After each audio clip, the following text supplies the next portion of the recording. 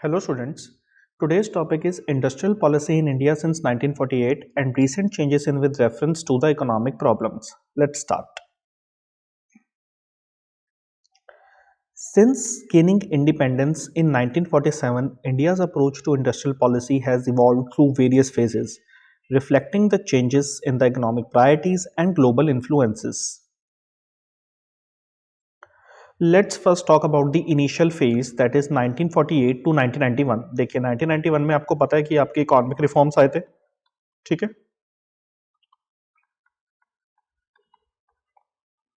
New economic policy आई थी, that is LPG policy आई थी आपकी, ठीक है। तो अभी हम बात कर रहे हैं इनिशियल फेज की 1948 से 1991 का जो फेज था, इसको हमने कहा है protectionist era. Protectionist era.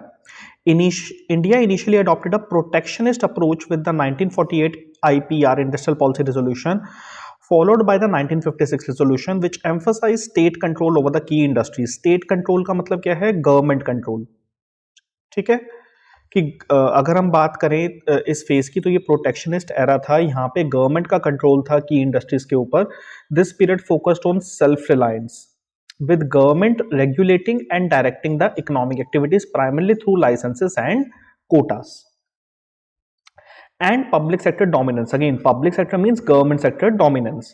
Major industries were either owned or controlled by the government, aimed at safeguarding sovereignty, मतलब freedom, and developing the strategic sectors. तो मुझे जो अभी तक एक मेन मुद्दा मुझे यहाँ पे समझ में आया वो इतना कि इनिशियल फेज में वो गवर्नमेंट के रोल की बात कर रहा है। गवर्नमेंट सेक्टर का मतलब ज़्यादा रोल था यहाँ पर। जितनी भी इंपॉर्टेंट इंडस्ट्रीज थी उन सबको गवर्नमेंट कंट्रोल कर रही थी, primarily through licences and quotas.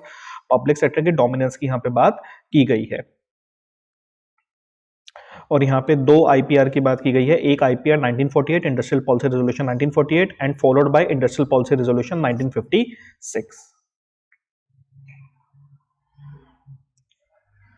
Next आ जाता है आपका liberalisation 1991 onwards. Economic reforms. In 1991, facing a severe economic crisis, India liberalized its economy. The new industrial policy introduced, then reduced the role of government in business, ending many monopolies, cutting down licensing and encouraging the foreign investment. तो अब जब economic reforms आ गए, जब liberalisation आया, तो liberalisation का मतलब ही क्या था? That reduction in government control.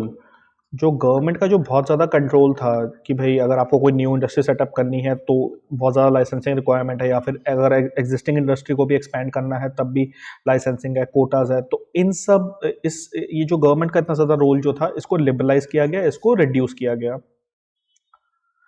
Opening to the global market. तो opening to the global market की जब हम बात कर रहे हैं, that is known as globalisation, ठीक है। This shift aim to integrate India with the global economy, enhancing the efficiency and competitiveness. Recent changes and current focus. तो मेक इन इंडिया इनिशिएटिव की हम जरूर बात करेंगे। यहाँ पे 2014 में आया था, launch to boost to increase the manufacturing, attract more investment and increase the skill development. This initiative aims to make India a global manufacturing hub. Ease of doing business.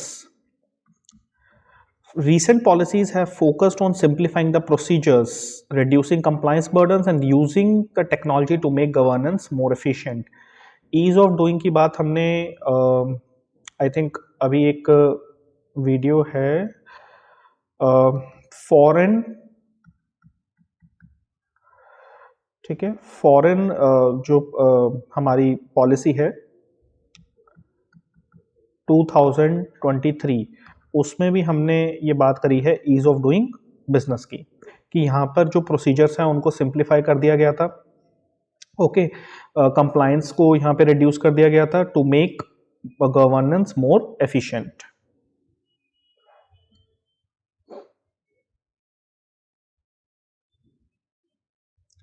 उसके बाद बात करते हैं आत्मनिर्भर भारत की। Self reliant India 2020 announced in response to the COVID-19 pandemic. This campaign seeks to strengthen the domestic production and reduce the dependency on import, because COVID-19 pandemic में हमने यही कहा कि भाई हमें अपनी डोमेस्टिक प्रोडक्शन पे ध्यान देना चाहिए, उसे इंप्रूव करना चाहिए और हमारी जो डिपेंडेंसी है इंपोर्ट्स पर उसे रिड्यूस करना चाहिए.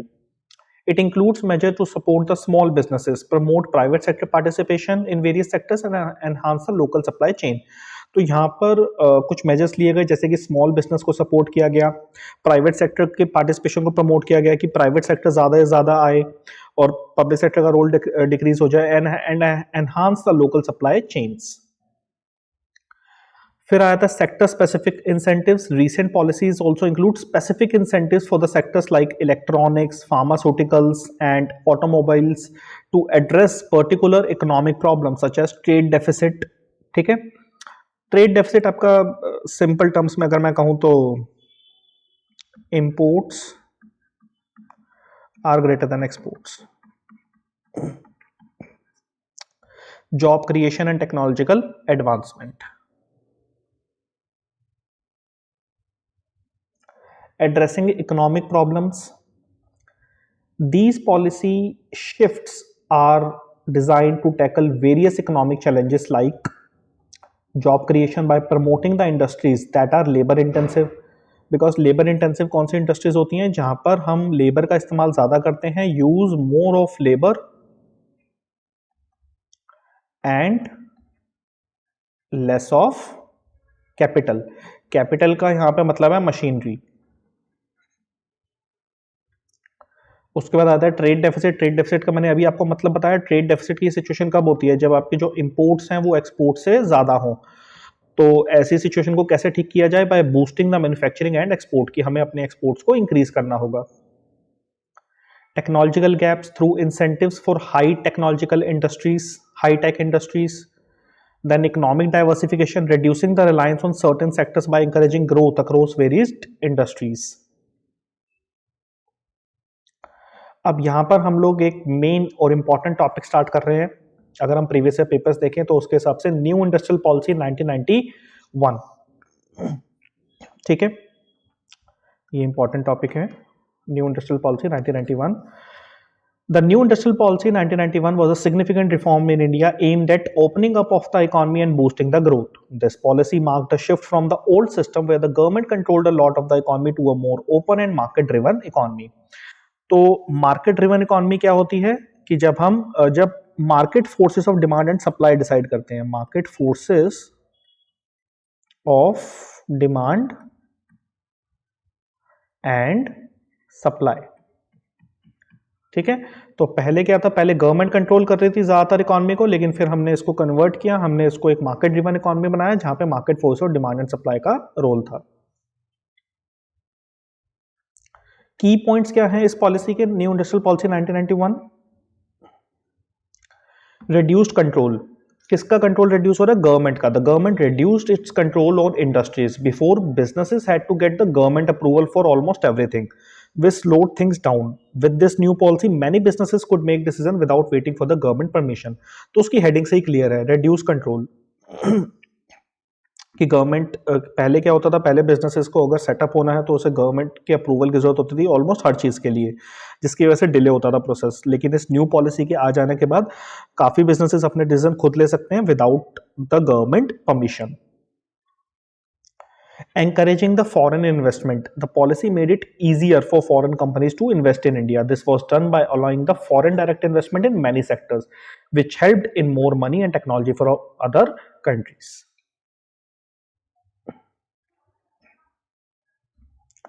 Modernization. The policy pushed Indian companies to modernize and upgrade their technology. This was important for making Indian business competitive in the global market. Next आपका आया था public sector reform.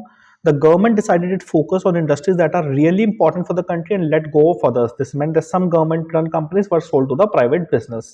तो यहाँ पर एक मेजर डिसीजन लिया गया कि गवर्नमेंट जो इंडस्ट्रीज थी वो ठीक है, उस पर गवर्नमेंट फोकस करेगी, लेकिन जो बाकी इंडस्ट्रीज है वो प्राइवेट सेक्टर्स को यहाँ पर दे दी गई कि आप इन इंडस्ट्रीज को अब ऑपरेट कीजिए. Promoting competition. By reducing the government's role in managing businesses and encouraging both foreign and private investment, the policy aimed to create more competitive environment in the industry. Overall, the new industrial policy of 1991 was about making India's economy more efficient, open, and competitive. It played a crucial role in transforming India into a faster growing economy and integrating it into a global economy. So that is all from my side. Main जो अगर हम previous year papers देखें वो ज़्यादातर आपसे ये question पूछेगा new industrial policy का, न्यू इंडस्ट्रियल पॉलिसी 1991, और अभी हम प्रीवियस ईयर पेपर भी इसके डिस्कस करेंगे। न्यू इंडस्ट्रियल पॉलिसी 1991, इसके ऊपर जनरली आपसे वो क्वेश्चन पूछ सकता है। Okay, so that is all from my side. Thank you.